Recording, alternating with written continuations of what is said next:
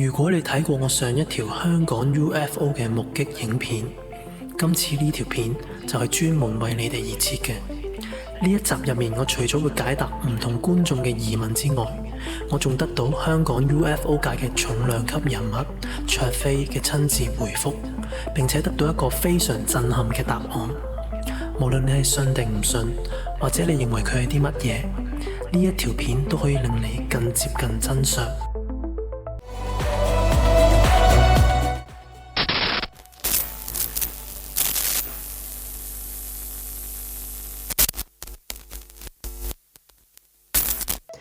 大家好，我係添神。今集嘅內容呢，就絕對唔會比上一集差嘅，因為今集就係專門解答大家疑問嘅 Q&A 環節。我精選咗10條觀眾嘅問題啦去做回答，而更重要嘅就係今集我仲得到 UFO 界著名嘅研究者卓飛嘅專業意見啦。想知道卓飛講咗啲咩呢？就千祈唔好行開啦。我聽同睇完之後呢，係非常之震撼嘅。等先，點解我話睇呢？因為卓飛俾咗一啲嘢我睇。等先，喺開始之前，如果你仲未 subscribe 同埋 CLS 呢，咁我希望大家可以撳下個掣支持下我先，多謝大家。首先第一條啦，最多人問嘅就係香港 UFO 學會嘅前會長阿 Moon 已經走咗噶咯，點解你仲可以問到佢嘅？咁其實我就冇能力令人起死回生嘅，我亦唔係一個靈媒，我就唔識招靈嘅。其實如果大家有專心睇我條片呢，就會知道成個時間線。首先我係2023年7月拍到嘅 UFO 片段，之後2024年嘅1月4號呢，就通過 WhatsApp 揾咗阿 Moon 問佢意見。咁影片入邊呢，都有 show 到個對話日期噶啦。希望大家呢，就唔好再問呢個問題啦。另外又值得一提嘅呢，就係我而家亦都將條片呢交咗俾現任嘅 UFO 學會會長蘇博士啦。咁最後蘇博士交咗俾權威機構去驗證嘅。咁第二個最多人問嘅問題就係我有冇將條片俾香港 UFO 之父 Danny Summer 同埋卓飛睇啊？咁其實早喺2024年呢，我就已經揾咗 Danny Summer 噶啦，但係一直都得唔到佢嘅回覆。我亦都 email 過佢。如果有人有方法可以俾到我條片去睇呢，咁麻煩幫手啦。我都非常想將我條片呢俾佢睇嘅。而卓飛呢，我就最近揾咗佢啦，我就俾晒我嘅所有嘅原始 footage 俾佢分析。咁佢就講咗啲咩呢？我會留喺片尾再同大家講嘅。好啦，第三，有觀眾就問係咪無人機嚟㗎？首先呢，我就問過 UFO 學會，佢哋就話唔係無人機。卓飛同我講唔係無人機，雲海都冇話係無人機，佢只係話係鋁箱氣球，即係佢所講嘅金屬氫氣球。咁呢條片之後段呢，我會再詳述嘅。而有一個我認為好專業嘅觀眾嘅分析呢，佢都係話唔係無人機。咁嗰個觀眾嘅留言呢，我就想俾大家睇下。咁呢位叫 Sipa7777777嘅觀眾呢，就提到嗰個物體嘅動態特徵喎。咁佢話佢呈現唔同唔規則嘅形狀啦，緩慢嘅圓亭啦，隨風自轉括弧翻滾啦。咁隨風呢個呢，就有待討論下。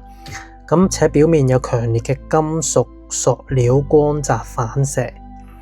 咁喺排除 UFO 嘅前提下，佢話佢係排除咗 UFO 嘅前提之下，現實裏邊最有可能解釋到嗰個物體係咩呢？佢話第一就係氦氣嘅鋁箱氣球，即係我哋生日派對常見嗰啲啦。第二就係外觀特殊嘅微型或者工業無人機或者高空漂浮物。咁呢個呢，就係佢提出嘅兩個可能性。咁但係之後呢，我所講嘅嘢呢，就會反駁咗佢呢一點噶啦。因為個關鍵就係嗰嚿嘢個大細嘅問題。因為第一，鋁箱氣球生日用嗰啲大家都知有幾大噶啦，可能都係咁大左右。咁無人機有幾大？都係差唔多咁大，可能同個氣球都係差唔多大。嗱，大家要記住呢個就係個關鍵啦。之後我會解釋到嘅。睇下佢呢度，佢提到一點咧，就係話與氣球相比咧，無人機通常會努力保持機身嘅水平穩定，較少出現影像中咁樣嘅高頻，好似落葉般不規則嘅翻滾同埋晃動。嗱，呢個係重點嚟㗎。咁之後呢度啦，阿 Zipper 仲講咗另外一樣嘢咧，就係空想性錯視。佢講咗呢個 term，咁就係話物體咧個高度如果冇好貼近呢個建築物咧，同埋嗰個現實世界係立體嘅，我喺我個觀察位望過去，其實我係唔會知道實際上嗰架飛機同埋嗰個物體究竟距離我有幾高同幾遠嘅，我係講唔出嘅。嗱，呢個係冇錯嘅，但係之後咧，我有一點咧係可以證明翻我呢一樣嘢嘅，有一條片可以補充俾大家睇嘅，咁大家就要睇埋落去咯。另外呢度啦就帶出咗一個非常重要嘅概念啦，就係一架無人機有幾大呢？我就準備咗一幅圖俾大家睇。呢度大家見到啦，喺一架民航客機面前呢，一架無人機係細到幾乎睇唔到嘅，得返一粒點咁樣。而大家記住，當時我係喺一棟大廈嘅15樓左右去影嘅，而唔係地面。我係喺15樓再 zoom 到20至100倍，先可以睇得清楚嗰個物體。而嗰個物體呢，仍然係非常之細小嘅。從呢一點呢，你已經可以判斷到個距離係非常遠噶啦。如果佢係無人機，同樣個距離之下，肉眼係冇可能見到嘅，更加冇可能可以 zoom 嘅動作。因為 zoom 嘅前提就係你要見到佢先啊嘛。好啦，我再想俾啲嘢俾大家睇。有人就話我影到架飛機同埋個物體同一個畫面呢，係冇意思嘅，因為你根本判斷唔到你肉眼同佢哋之間嘅高度同距離。冇錯，但係如果我有一個統一嘅標準嘅證據呢，嗱 Samsung S22 Ultra 呢，拍片裏邊嘅功能最大嘅放大倍率就係20倍。咁我用20倍影到嗰個物體呢，就係咁嘅。大家已經喺上一條片睇過噶啦，係咪？但係之後我又用20倍嘅倍率影到一架當時飛過嘅飛機。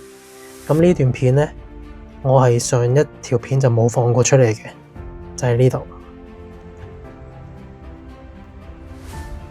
大家都係用20倍嘅倍率去影嘅時候呢，大家就可以清楚睇到20倍之下嘅飛機係非常之清楚，亦冇一啲觀眾話嘅所謂 AI 唔可以作準，會令到畫面變形啊咁樣。佢就係一架飛機，而嗰個物體呢，亦都係喺20倍之下影落去，大家可以對比到個 size 呢，明顯係比飛機細嘅。咁代表咩呢？就係佢嘅距離比飛機更加遠同更高。呢個係普通嘅物理邏輯，就唔需要專家都可以知道。大家可以睇下呢個圖啦，就係我嘅假設嘅距離嚟嘅。咁大家見到我喺15樓呢個高度望過去，大約呢，我就俾個概念俾大家，個距離大約我估計就係咁樣。點解呢？點解飛機一定係近過嗰個 object 呢？因為大家都知道我係用20倍嘅 zoom in 去 zoom 嘅飛機嘅，而係可以見到嗰架飛機係非常之清楚。而當我用同樣20倍嘅 zoom in 去 zoom 個 object 呢，佢比飛機細喎。雖然飛機係長條形，但係佢就係一個橢圓，類似陀螺形啦。我用陀螺形嘅形狀去形容佢。咁佢明顯個直徑係比飛機粗大嘅，但係呢就應該冇飛機咁長。但係因為佢個距離係比飛機遠嘅，呢個都唔敢100% 肯定佢係咪真係短過飛機嘅。咁另外個高度啦，高度呢，你可以睇翻我另外嗰條片，就可以明顯睇到嗰個一定係高過飛機嘅高度嚟嘅。咁呢度都想帶出翻早前提及嗰位觀眾 Zipper77777啦。咁佢提到嘅就係手機嘅數碼放大呢，係會令到畫面嚴重失真嘅。咁喺我哋觀察呢個不明物體嘅時候呢，成日會將個重點擺喺佢個物體嘅形態，但係呢，你仔細睇下佢放大個畫面呢，旁邊嗰啲雜訊呢係現實唔存在嘅。咁呢個呢，就係證明呢，拍到嘅物體呢，只可以作為參考，就唔係實際形狀嚟嘅。但係大家睇到頭先我對比飛機嗰條片係20倍數碼變焦啦，咁20倍數碼變焦大家都見唔到啲咩雜訊噶啦。咁而我20倍數碼變焦嗰條片呢，大家都可以同翻20倍數碼變焦嗰個飛機嗰條片對比，咁大家又有冇覺得畫面嚴重失真呢？佢係一架飛機，你就真係見到一塊飛機，你又唔會見到佢變咗其他形狀嘅。咁呢個呢，就係作為一個好好嘅參考啦。咁我相信 Zipper 講嚴重失真啊、雜訊嗰啲呢，係講緊我50倍數碼變焦同埋100倍數碼變焦嗰啲相片嘅。咁嗰啲雜訊呢，周圍嗰啲雜訊我係同意嘅，但係我就唔係好同意呢嗰個物體我係可以影到佢變咗形。咁呢個就比較冇可能嘅啦。好啦，第4，有人又問係咪銀色嘅氫氣球嚟㗎？即係我哋生日會用嗰啲啦。咁啊 Zipper 都有講到呢個問題㗎啦。咁其實正式啲講呢，就叫做鋁箱氣球。一個鋁箱氣球呢，就嘅大小就係人都知啦。咁呢度又去返大小嘅問題啦。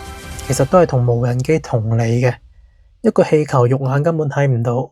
咁呢度卓飛呢都有解釋嘅喎，但係我哋留到最後先講。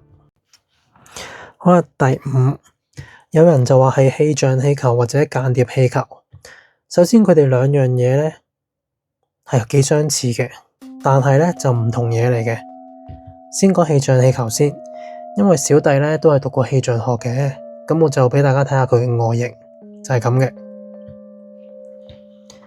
嗱，你可以睇到啦，就好似圖入面咁樣。咁氣象氣球就直徑大約2米，係用乳膠或者橡膠做嘅，因為輕同埋有彈性，咁啊會隨住升空啦而膨脹嘅。但係呢，係唔會有用鋁箱或者金屬材質去做嘅氣象氣球嘅，因為佢哋冇彈性，又唔可以伸縮，亦都太重。好啦，咁間諜氣球又或者係科研氣球又係咩呢？可以睇翻呢個圖。簡單啲嚟講啦，就係巨大版嘅氣象氣球，直徑咧就可以達到15至20米啦。不過佢就係用特殊材質去做嘅，可以人手遙控大細。咁但係無論係氣象氣球或者係間諜氣球，佢哋都係乳白色嘅，係圓形嘅，即係佢唔會有金屬嘅反光，亦唔會有好似我影到嘅物體咁樣偏向深色同埋三尖八角嘅。咁如果一般嘅氣象氣球或者間諜氣球，如果真係喺個天上邊，你望落去會係點嘅樣嘅呢？咁我都做咗功課嘅，咁我就俾大家睇下啦。所謂間諜氣球能抵抗內外壓力差，維持不破，隨高空氣流飄，搭載軍用精密儀器，在各地偵查。大的，它可以飄得比較高，可以飄得比較遠，它更靠近地面。間諜氣球的使用可追溯到法國大革命，成本低、無油耗，外觀也不像無人機醒目，容易偽裝不被發現，才會一直被運用到現在。TVB 嘅新聞亮梁，我真係睇不到。咁大家睇到啦，一個氣象氣球或者所謂嘅間諜氣球，佢都係呈一個圓形嘅狀態，同埋一個白色，唔會反金屬嘅反光嘅。咁佢可能下邊擸住一啲儀器咁啦吓，最多係咁嘅啫。你唔會見到一個變咗三尖八角嘅嘢嘅物體出現嘅，即係就算俾啲風點吹，都唔會變成嗰啲形狀嘅。即係我哋成日講話要證據，要科學嘅解釋。咁如果你要科學，你都要有一個合理性㗎啦。如果風吹，你有冇可能將一個圓形嘅氣球吹到變咗係我影片個形狀呢？咁呢個就值得探討下啦。第6就係人造衛星。咁我自己咧就親眼喺澳洲嘅星空下邊咧見過人造衛星嘅，就好似一粒識喐嘅星星咁嘅，慢慢喺天上邊飄嘅。但係我咧就完全睇唔到佢嘅外形係點。我諗我手機咧都唔會影到佢嘅輪廓嘅，最多都係一點嘢。而衛星咧亦都唔會好似我影到嘅物體咁樣喺度自轉嘅，因為衛星係唔會咁樣轉嘅。好啦，第7，有好多人啦，就包括我嘅朋友啦，都同我講話，我影到嗰個嘢咧就好似美國戰爭部最近第4批 UFO 檔案入邊嘅其中一隻。咁我睇完都覺得非常之似嘅，大家可以睇下上面啦，呢個 UFO 檔案嗰隻嘢啦，佢應該係由戰機定係軍事基地咁樣影到嘅。你可以見到佢影個角度咧係類似水平嘅，你可以影到嗰個物體嘅側面。但係我咧係由下而上咁樣仰視咁樣去影嘅，所以我只可以影到佢由上而下嘅角度。不過咧，你留意下佢呢啲突出嚟嘅嘢，係兩者都有嘅一個共通點嚟嘅。呢個就係嗰個相似嗰個位啦。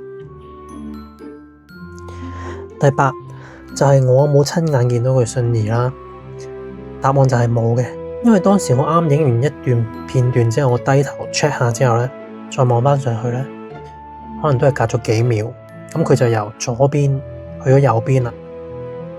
咁期間咧，佢係冇任何咩隨風飄動啊、上下高低飄啊，咩都冇，就係停留咗喺一個點懸浮住。同埋我都想帶出一點俾大家咧，就係當我 zoom 去到20倍嗰陣時咧，如果佢係一個隨風飄動嘅氣球咧，佢係應該會喺我個鏡頭嗰度喐得好快嘅。大家明唔明我意思？即係我 zoom 得好近啊嘛。咁如果佢係隨風飄嘅，佢應該喺個鏡頭嗰度係咁樣噶嘛。我鏡頭要追佢都應該追得好辛苦嘅，但係冇，佢一直都好穩定咁樣懸浮喺一個位。好啦，第九，有人就問我可唔可以問翻民航處啊，問我當時飛機機師有冇見到嗰個物體啊？咁其實以我所知咧，機師係經常都見到 UFO 嘅，但係咧不明文規定咧係唔會講嘅，因為曾經有機師上報過咧，都係冇好結果嘅，所以就算佢哋見到都唔會講俾你知，因為對佢哋係冇任何好處嘅。咁第十啦，有人就問點解最近咁多 UFO 嘅目擊個案啦？咁其實小弟就唔可以話係專家，但係我就覺得原因眾多嘅，但係比較簡單嘅講法咧，就係話多咗人留意同埋接受咗 UFO 啦，多咗人望咗上天，咁多咗人望咗上天，自然就多咗目擊啦。咁仲有一樣嘢就係 UFO 唔一定係外星文明嚟嘅，地球都會自己研發 UFO 嘅。咁對於普遍人嚟講，未見過嘅嘢咪就係 UFO 咯，所以你見到嘅可能係有個人坐咗喺入邊控制緊嘅嘢，都唔出奇嘅。咁另外啦，我就個人好奇，就有個觀眾就話呢隻係 IFU 嚟嘅，咁我就唔知咩係 IFU，唔知有冇人可以解釋下，或者有冇人知咧？咁知嘅可以麻煩話下俾我聽，唔該晒。好啦，咁等咗咁耐，依家我就俾大家睇下卓飛同我講咗啲咩啦。去片，咁我呢度想補充下喎，我就唔係就咁俾咗我 YouTube 嗰條片俾卓飛嘅，我係俾咗我原始嘅 footage， 包括相同片俾咗佢嘅。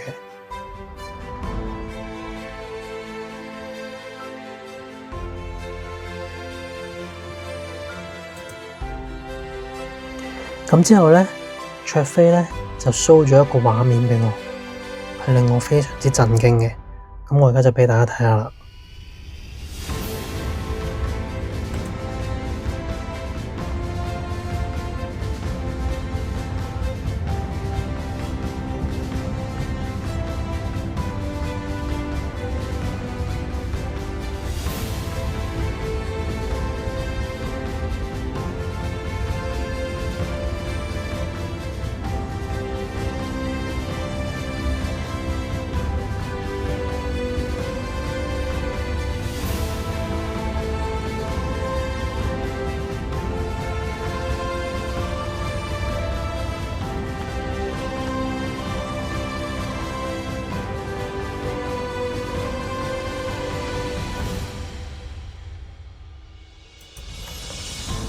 嗱，咁卓飛話冇嘢係100% 嘅，咁當然啦，我認同啦。咁有好多可能性，但係已經可以排除咗航拍、垃圾袋咁嘅可能性咯。咁佢亦都提到有兩個可能性，一係咧就係一堆嘅氣球，即係好似圖入邊呢一張咁樣，但係咧冇人會咁樣綁氣球嘅，同埋嗰啲氣球都應該要幾大個下，同埋氣球咧就係向上飛嘅，但係咧。我呢個係打橫飛嘅，咁其實你睇佢信兒嗰個模式都知佢係打橫飛噶。咁卓飛都提到啦，飛行模式同埋變形狀態都唔似係氣球嘅表現嚟嘅。咁重點嚟啦，佢就話：你問我嘅話咧，我真係唔知係咩，既然唔知道係乜，咁即係 unidentified 啦。咁既然佢係飛緊，咁即係 UFO 啦。嗱，咁呢條片咧就得到咗卓飛嘅認可㗎啦。但係咧，佢都提到 UFO 咧就唔一定係外星人，即係我之前都提過啦，可以係人類嘅科技嚟㗎嘛。只可以確定嘅咧就係唔知道佢係咩，咁就真係 UFO 啦。咁卓飛就用咗一啲 software 啦，去放大咗個影片啦，咁啊影到一啲我從來都未見過嘅嘢。